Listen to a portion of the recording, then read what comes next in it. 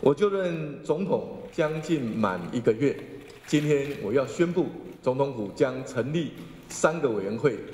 替国家发展拟定战略，与民间力量展开对话，和国际社会深化合作，更为未来的台湾展开行动。台湾的战略位置坐落在全球最繁忙的航线，我们的枢纽地位是世界民主防线的最前沿，我们的先进供应链更是下一个世代科技发展的关键。现在的台湾已经是世界的台湾，任何发生在台湾的事情都有可能影响到全球，也因此，台湾的议题已经是国际议题，而所有国际的议题也是台湾的议题。当前气候变迁、社会韧性以及健康促进是全球关注，也是影响国人最重要的3大议题。为了因应这些挑战，也为了和其他国家共同合作，我决定在总统府成立3个委员会，由我担任召集人，凝聚政府和民间的力量，为国家、为世界提出更强而有力的解方。首先，气候变迁与极端气候的冲击，绝对是全人类所面临最大的挑战。在2022年，联合国的年度报告就曾经指出，如果不采取积极的行动，在这个世纪结束之前，地球平均温度可能上升摄氏2.8度，而在2023年，我们已经迎来有观测记录以来最炎热的夏天。联合国显示，不只是全球暖化，我们已经进入全球沸腾的时代。世界气象组织则统计，去年亚洲是气候灾害的重灾区。我们必须正视气候崩溃的急迫问题，而全世界的国家都必须携手合作，面对全球性的气候变迁，我们要用更快的速度、更强的力量以及最积极的态度来处理。无论是邻近的日本、韩国，或是美国等先进民主国家，都在总统或总理层级成立因应气候变迁的单位，采取积极的作为。因此，我将成立国家气候变迁对策委员会，并由行政院郑丽君副院长、中研院廖俊智院长、和硕联合科技童子贤董事长担任副召集人，要从国家视角的气候治理进行国际的合作。台湾不仅要持续推动能源转型，更要实践绿色、数位双轴以及公正转型。我们不仅要落实净零路径，更要在打造永续绿生活、绿色金融的基础上，调适环境韧性，迈向国土永续。我更要强调，2050净零转型已经不再只是一项理念倡议，而是一个必然的未来。这条路径非常艰困，所以我们更要面对现实，号召全民努力。我们必须有更完整的策略，提供企业和人民依循，并从能源、产业、金融以及日常生活等方面来进行变革。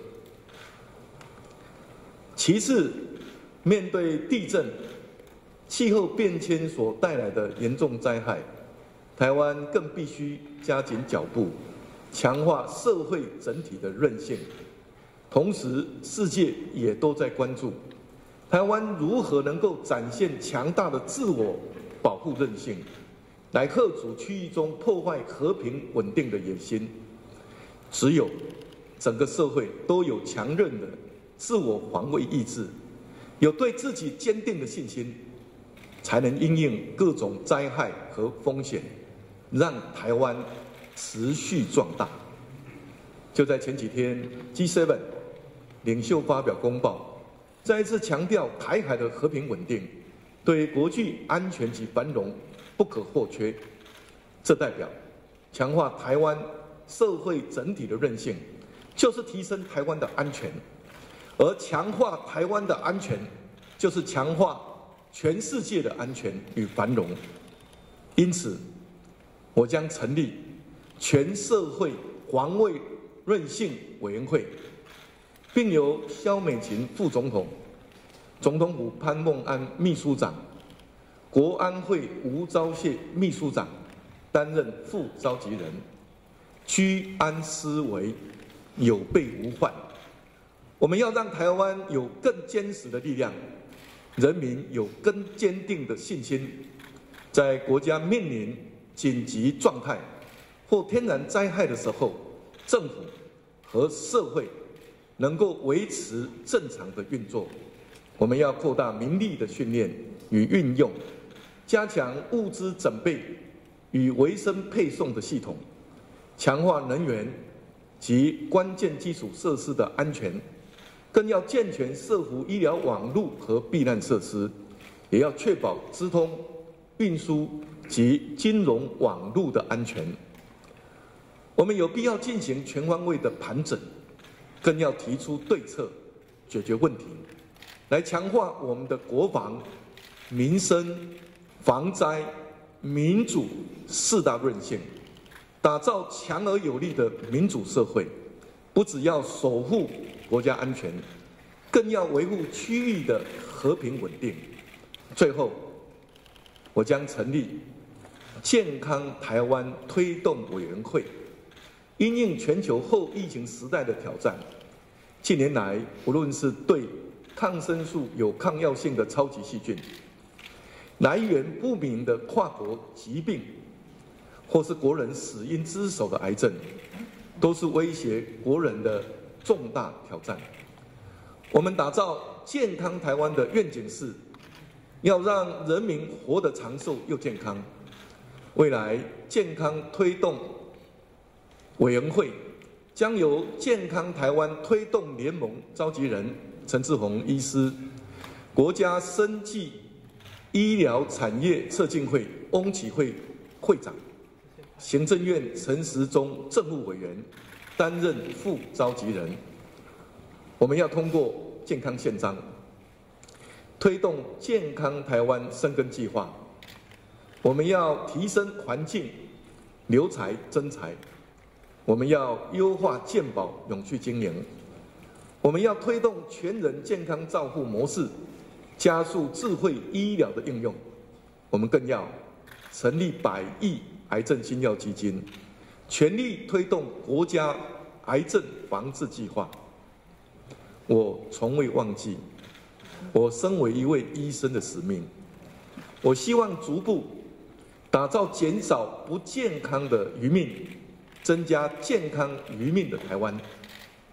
未来我们一定要透过各项行动，来促进全民的健康生活，提升全龄的照顾，也让台湾接轨国际健康永续发展。我们更要展望国际的合作，建立后疫情时代的全球关怀。这3个委员会不只代表着执政团队一体、跨部会同心，更代表着跨部门、